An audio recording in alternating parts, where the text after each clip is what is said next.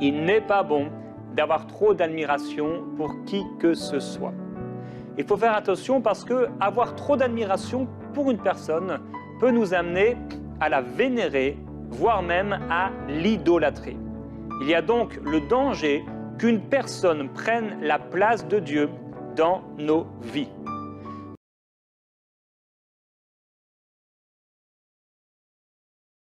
Qu'est-ce que va créer l'admiration excessive?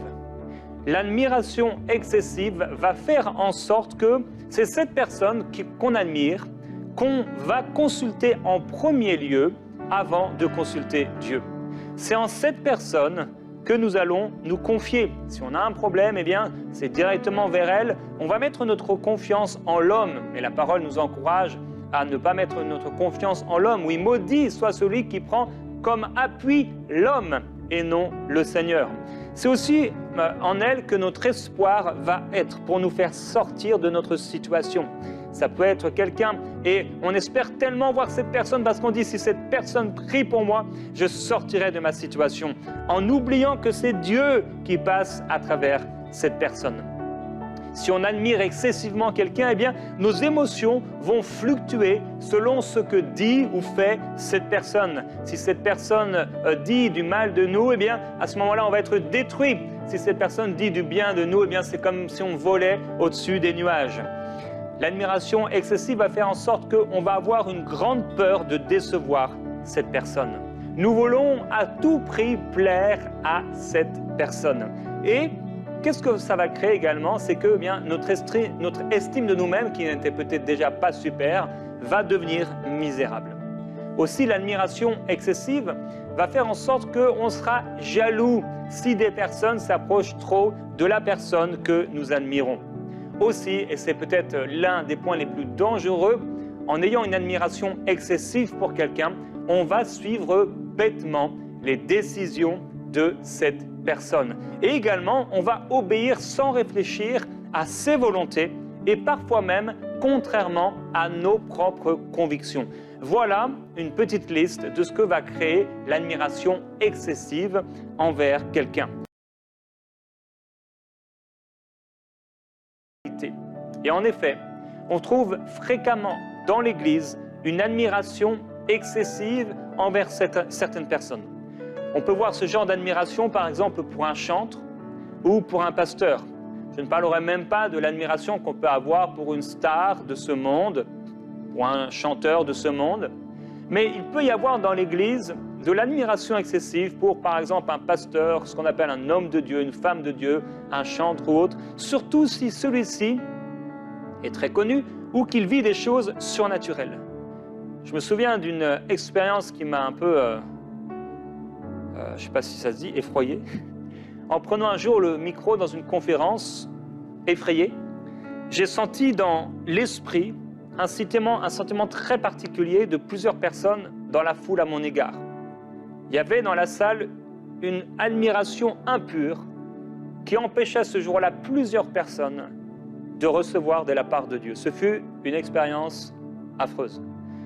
Je connais un serviteur de Dieu qui vit dans le surnaturel d'une façon courante et de façon très particulière.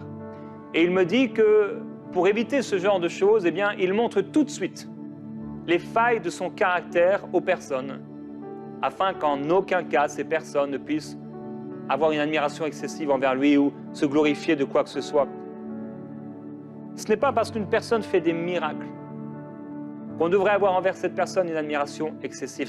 Ce n'est pas parce qu'une personne vit dans le surnaturel qu'on devrait gober tout ce qu'il nous dit, comme si Dieu lui-même avait parlé.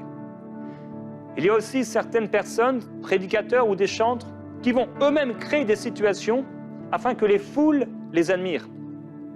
Paul dit au contraire, pour ma part, frères et sœurs, lorsque je suis allé chez vous, ce n'est pas avec une supériorité de langage ou de sagesse que je suis venu vous annoncer le témoignage de Dieu. Parce que j'avais décidé de ne connaître parmi vous rien d'autre que Jésus-Christ et Jésus-Christ crucifié. J'ai été faible, craintif, et j'étais tout tremblant au milieu de vous. Ma parole et ma prédication ne reposaient pas sur les discours persuasifs de la sagesse, mais sur une démonstration d'esprit et de puissance. Pourquoi? Afin que votre foi soit fondée non sur la sagesse des hommes, mais sur la puissance de Dieu. Paul est venu auprès des Corinthiens avec une fragilité, non pas avec une démonstration d'éloquence et de grandeur, non pas, comme on dit, en grande pompe ou en se faisant passer pour quelqu'un d'important. Il est venu avec faiblesse, par contre avec un message important. Jésus-Christ et Jésus-Christ crucifié. Et quand il y a Jésus-Christ et Jésus-Christ crucifié qui est prêché, il ne devrait y avoir aucune admiration excessive pour qui que ce soit et surtout pas pour la personne qui est en train de le prêcher.